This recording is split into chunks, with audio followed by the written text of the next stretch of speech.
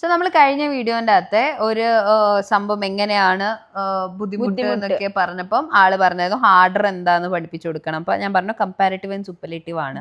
അതെന്ത് തേങ്ങ അപ്പൊ അതെന്താ നമുക്ക് ഇന്ന് പഠിക്കാം. ഓക്കെ, സോ ഈ ചോദ്യം കഴിഞ്ഞ ചോദ്യത്തിനേക്കാളും ബുദ്ധിമുട്ടാണ്. അതെങ്ങനെ പറയാ? This question is harder than the previous one. Okay, so ഒരു സാധനം വെച്ച് മറ്റേതിനെ കമ്പയർ ചെയ്യുമ്പോഴാണ് ഹാർഡ് എന്നുള്ളത് ഹാർഡർ ആവുക.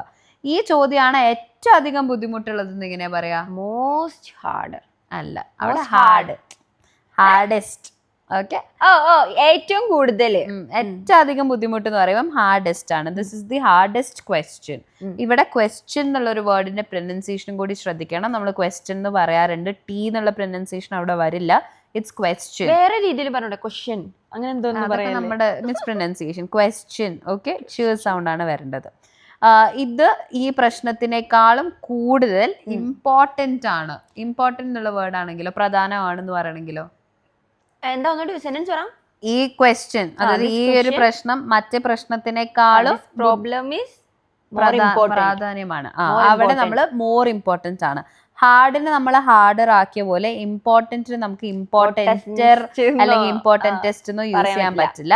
അങ്ങനത്തെ സിറ്റുവേഷനിൽ നമ്മൾ മോർ അല്ലെങ്കിൽ ലെസ്, അതായത് കൂടുതലാണെങ്കിൽ മോർ, കുറവാണെങ്കിൽ ലെസ്. ഇനി ഏറ്റവും കൂടുതൽ എന്ന് പറയണമെങ്കിൽ മോസ്റ്റും, ഏറ്റവും കുറവാണെങ്കിൽ ലീസ്റ്റും ആണ് യൂസ് ചെയ്യുന്നത്. ഓക്കെ, സോ ഇത് ഏറ്റവും കുറഞ്ഞ, അതായത് ഏറ്റവും എളുപ്പമുള്ള, അതായത് ബുദ്ധിമുട്ട് കുറഞ്ഞ പ്രോബ്ലം ആണെന്ന് എങ്ങനെയാ പറയാ? This problem is the least difficult. Okay, അപ്പൊ അവിടെ നമ്മൾ ലീസ്റ്റ് ആണ് യൂസ് ചെയ്യുന്നത്. ഇവളാണ് ഏറ്റവും ഭംഗിയുള്ള കുട്ടി എന്നെങ്ങനെ ഇംഗ്ലീഷിൽ പറയാന്നുള്ളത് നിങ്ങൾ താഴെ കോമെന്റ് ചെയ്യുക. അവള് വിചാരിച്ച അവളെ പറ്റിയ പറയുന്നത് അതൊന്നുമല്ല, നിങ്ങൾ താഴെ കോമെന്റ് ചെയ്യുക. ഇങ്ങനെ പറയാൻ.